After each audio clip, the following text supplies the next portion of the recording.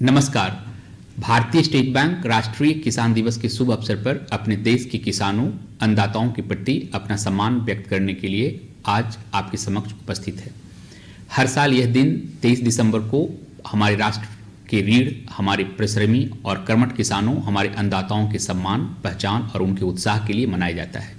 भारत सरकार ने किसानों के कल्याण और कृषि समुदाय की समग्र समृद्धि के प्रति लगातार अपनी प्रतिबद्धता दिखाई है। कई महत्वपूर्ण पहलों के बीच हम अन्नदाताओं का ध्यान आत्मनिर्भर भारत अभियान के तहत दो महत्वपूर्ण पहलों की ओर दिलाना चाहेंगे, जिसका उद्देश्य किसानों की आजीविका को बेहतर बनाना और उनकी आय को बढ़ाना है। एआईएफ कृषि परिदृश्य को आधुनिक बनाने और किसानों की आय बढ़ाने की दिशा में एक महत्वपूर्ण कदम है। यह योजना कृषि इंफ्रा परियोजनाओं में निवेश के लिए सस्ती ब्याज दर पर ऋण प्रदान करती है और क्रेडिट गारंटी कवर के साथ 3% ब्याज छूट प्रदान करती है। इस योजना का लाभ उठाकर कृषक समुदाय कृषि परिसंपत्तियों के निर्माण के लिए उपकरणों और संसाधनों तक पहुंच में सुधार कर सकता है, जिसके उनके लिए निरंतर आय उत्पन्न होगी। एक अन्य योजना जिसका उद्देश्य विविधीकरण के माध्यम से किसानों की आय को बढ़ावा देना है, वह है पीएमएफएमई। प्रति इकाई 10 लाख रुपए की अधिकतम सीमा के साथ पात्र परियोजनाओं, लागत की 35% पूंजीगत सब्सिडी तथा प्रशिक्षण और विपणन सहायता जैसे लाभों के साथ इस योजना का उद्देश्य कृषक समुदाय को खाद्य उत्पादकों के साथ फूड प्रोसेसिंग यूनिट में बदलना है, जिससे उनकी आय में वृद्धि होगी। हमारी सहयोगात्मक गतिविधियों में केंद्र में किसान क्रेडिट कार्ड योजना है। यह एक क्रांतिकारी पहल है जो सिर्फ क्रेडिट सुविधा से कहीं अधिक है। यह हमारे किसानों के लिए जीवन रेखा है। हम केसीसी में सबसे बड़े ऋणदाता हैं, जिसने करोड़ों किसानों को केसीसी दिया है। केसीसी ब्याज सब्सिडी द्वारा समर्थित एकमात्र योजना है जिसके माध्यम से किसानों को न्यूनतम 3% तक प्रति वर्ष ब्याज पर कार्यशील पूंजी ऋण, कृषि ऋण प्रदान करने का अवसर मिलता है। केसीसी ने हमारे किसानों को महाजनों और निजी साहूकारों के चंगुल से बचाने में अपनी महत्वपूर्ण भूमिका निभाई है।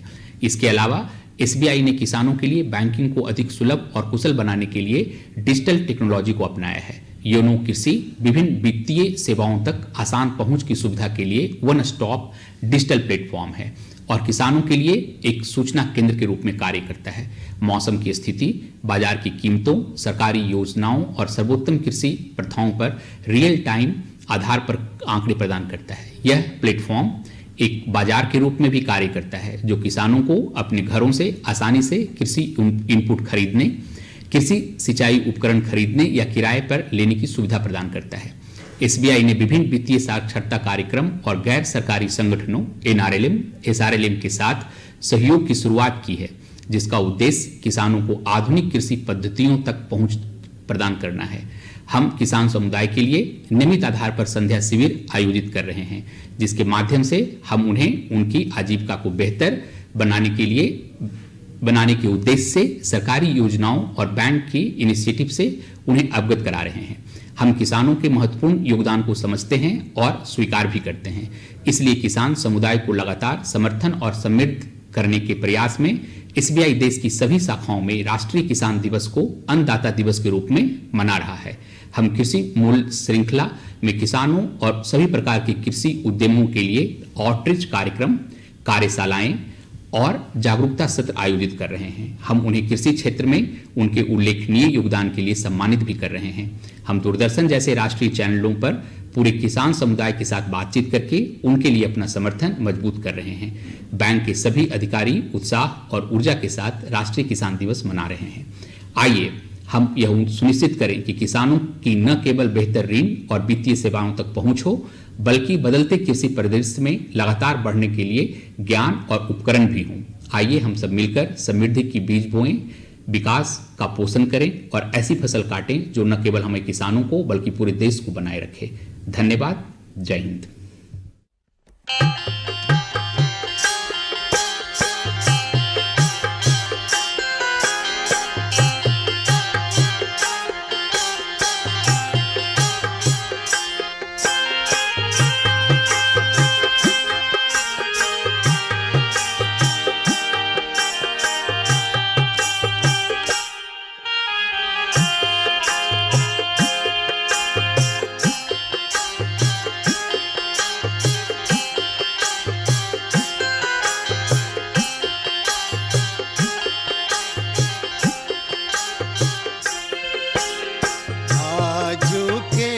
दिन शुभ दिनवा ललन एगो जन्मे लहो।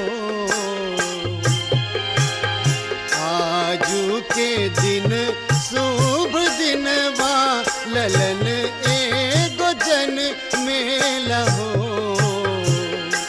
जैसे बिहसेला घरवा आंगनवा भजन दुअरावा जेला हो।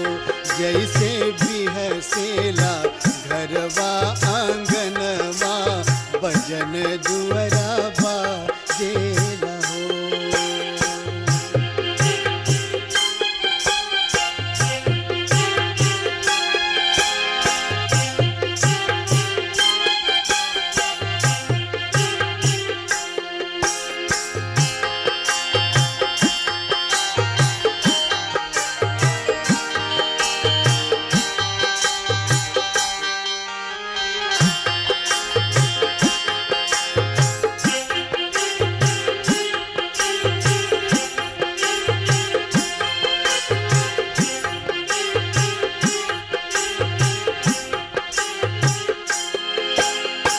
सासू जी सौरी द्वार जागे ननदी रानी नाचेली हो। सासू जी सौरी द्वार जागे ननद रानी नाचेली हो। उनके झूमेला मन के मयनवा पिंजरवा में चहकेला हो। उनके झूमेला मन के मयनवा पिंजरवा में चहकेला हो।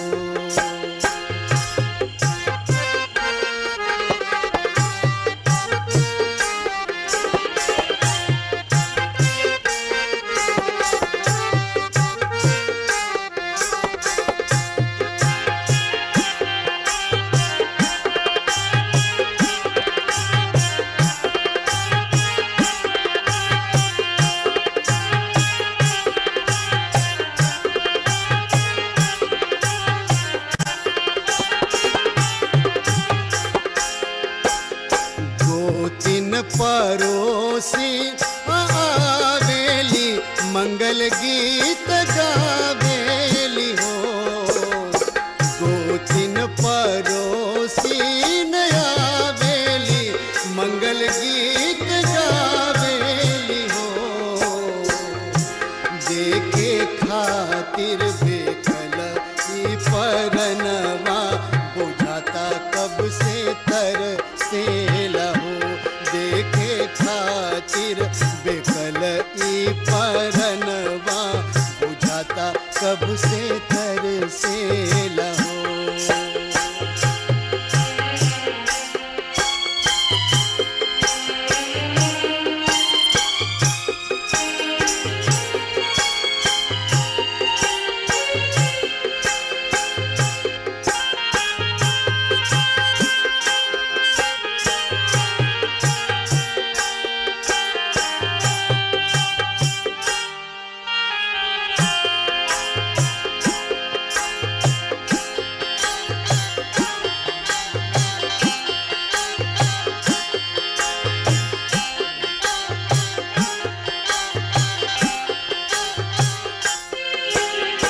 दादा ओ सरवा नहर से ले कैसे बाब पूछे ले हो। दादा ओ सरवा नहर से ले कैसे बाब पूछे लहो।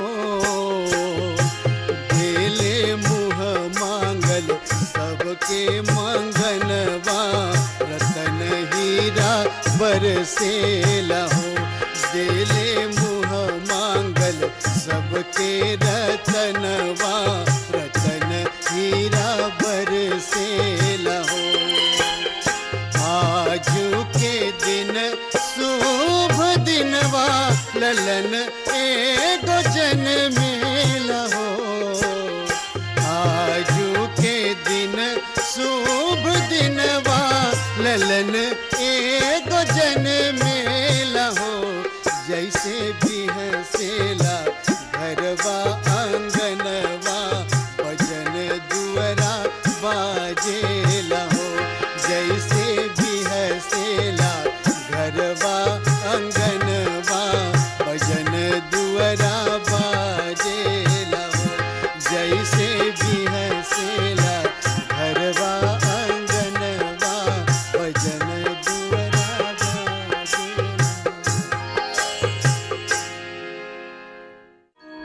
तहार महिमा बयजबे, तहार महिमा बयजबे,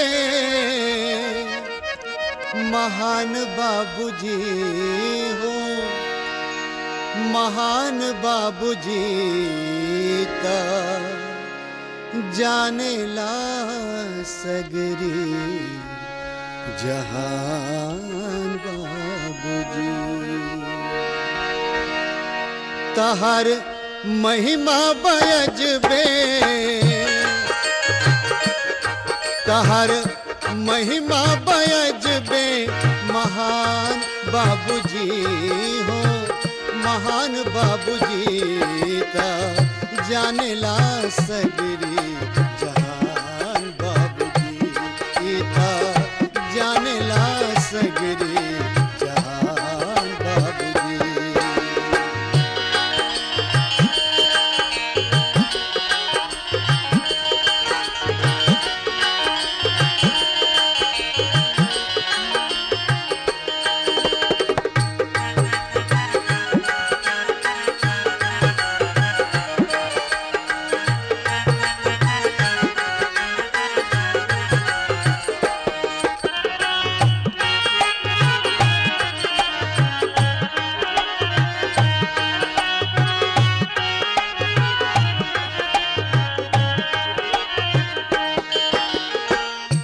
दूधवा पियावे माई झुलवा झुलावे,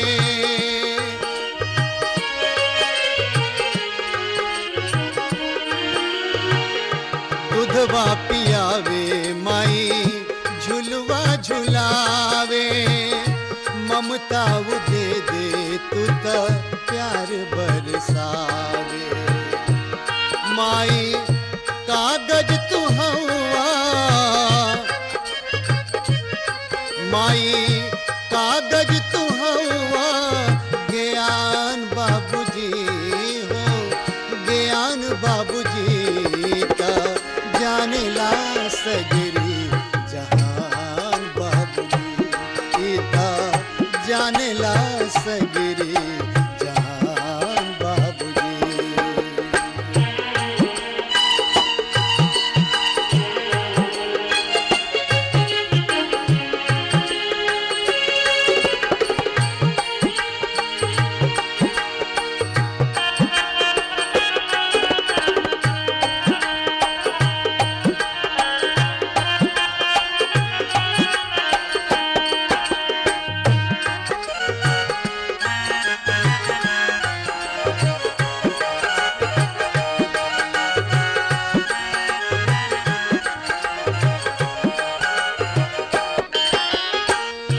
मेलवा में कीन दू हमके नचौना,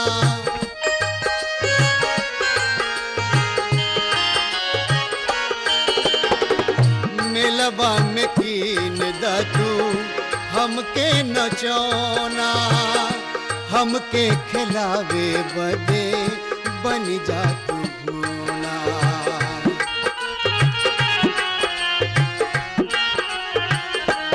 तहरे छैया हमके तुहरे छैया हम भैनी सियान बाबूजी, तुहरे छैया हम भैनी सियान बाबूजी ता जाने ला सगरी जहान बाबूजी ता जाने ला सगरी जहान बाबूजी।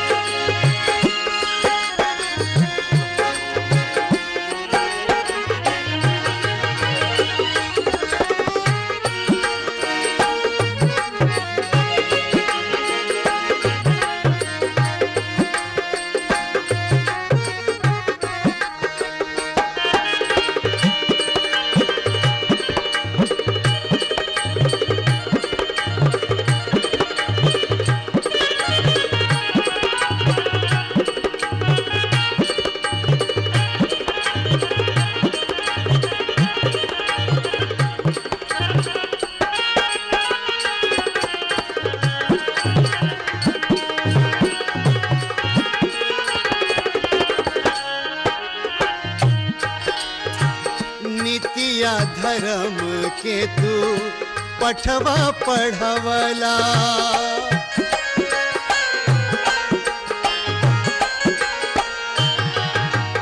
नीतिया धर्म के तू पठवा पढ़वला, मनई के जाति एगो हमके बतवला।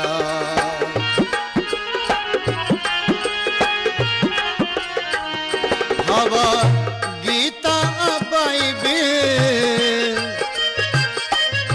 हवा गीता बाइबिल, कुरान बाबूजी हो, कुरान बाबूजी ता जानेला सगरो जहान बाबूजी इता जानेला सगरो जहान बाबूजी।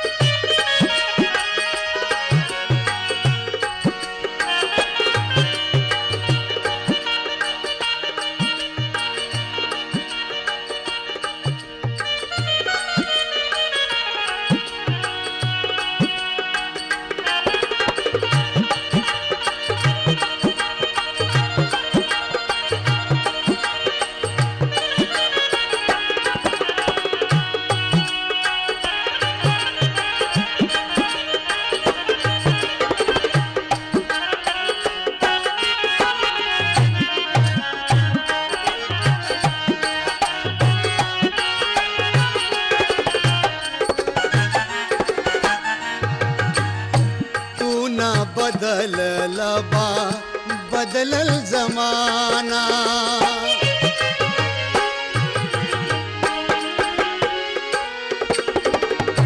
तू ना बदलला बा बदलल जमाना, हथवा कलमिया थकल परवाना।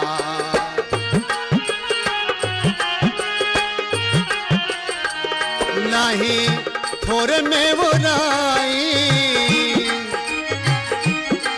नहीं थोड़े में वो राई, बयान बाबूजी नहीं थोड़े में वो राई, बयान बाबूजी ता जानेला सगरी जहान बाबूजी ता जानेला सगरी जहान बाबूजी। तहर महिमा बयजबे, तहर महिमा बयजबे, महान बाबूजी हो, महान बाबूजी ता जानेला सगरी जहान बाबूजी ता जानेला सगरी जहान बाबूजी ता जानेला सगरी जहान बाबूजी इता जानेला सगरी जहान बाबूजी।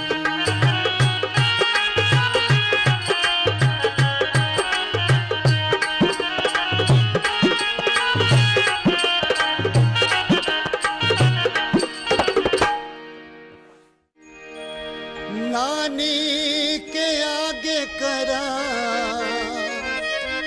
हो,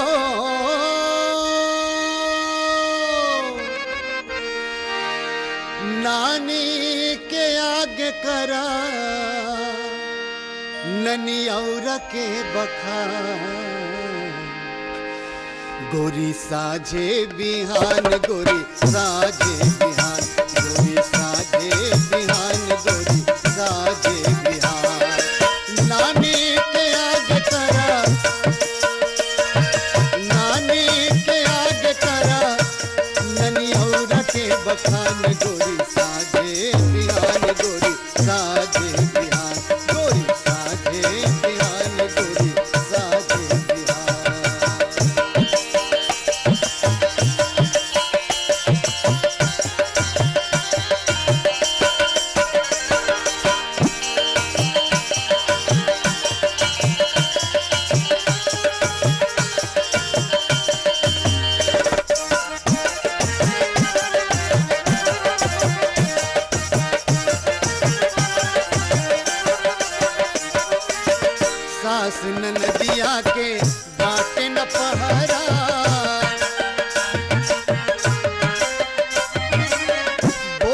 के जैसे बीमारी बसहारा,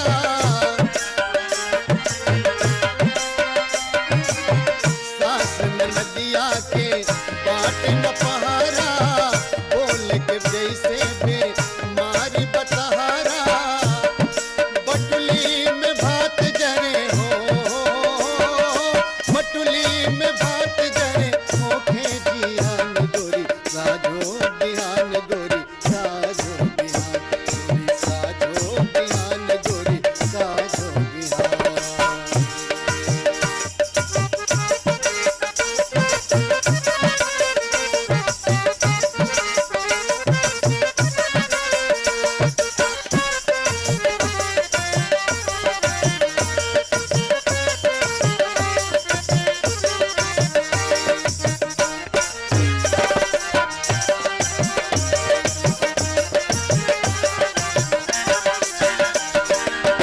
घर घर घूमिया चल के निहुरिया,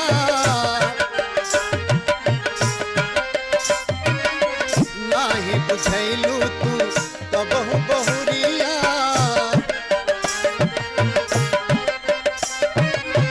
घर घर घूमिया चल के निहुरिया, नाही बुझैलू तू कबहू बहुरिया, लाजो न लागे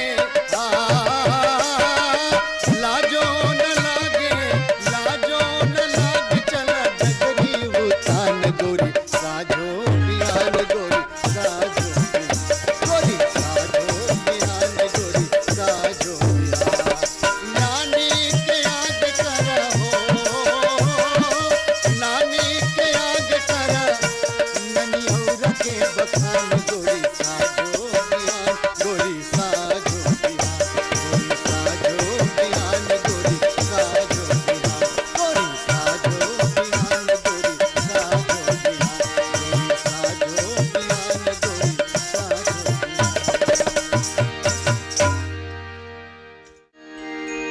लाख सुरुज उगे,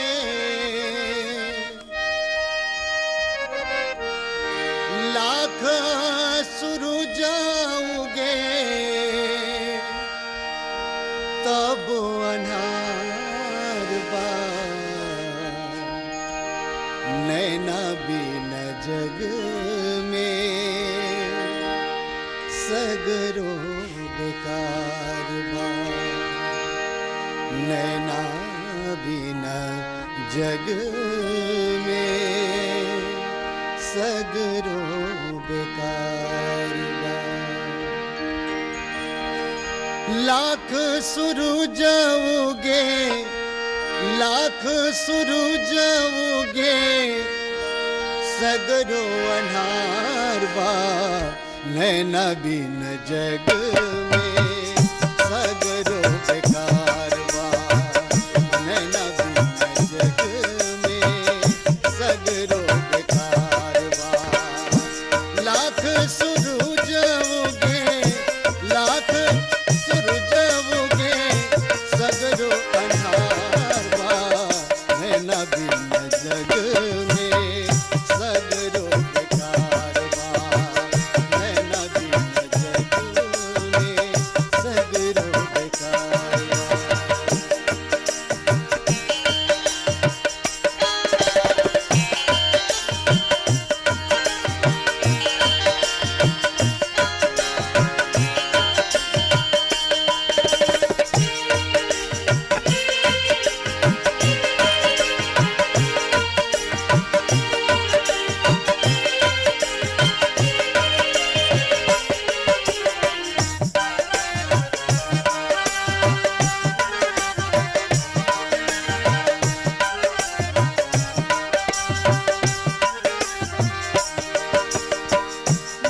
बाप के गोदिया में खेल लिया खैली,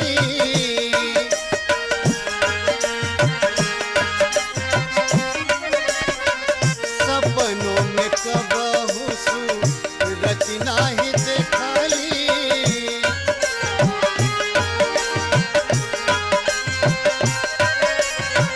माई बाप के गोदिया में खेल लिया खैली,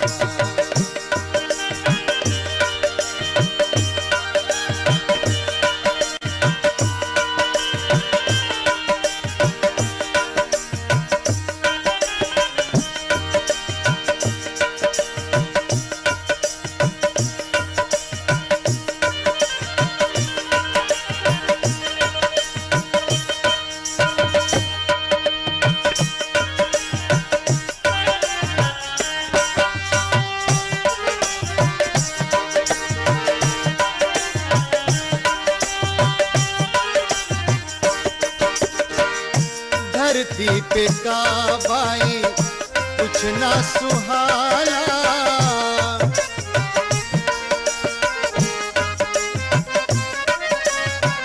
केहू नाही आपन भी राना चिन्हाला।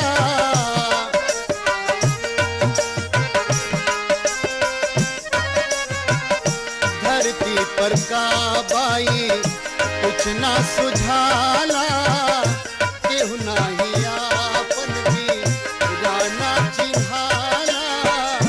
कैसन बनेला कैसन बनेला कैसन बजावा, नैना बिन जग में सगरी बेकार बा, नैना बिन जग में सगरी बेकार बा। लाख सूरज उगे लाख सूरज उगे तब हूँ अन्हार बा, नैना बिन जग में सगरी बेकार बा, नैना बिन जग में सगरी बेकार बा, नैना बिन जग में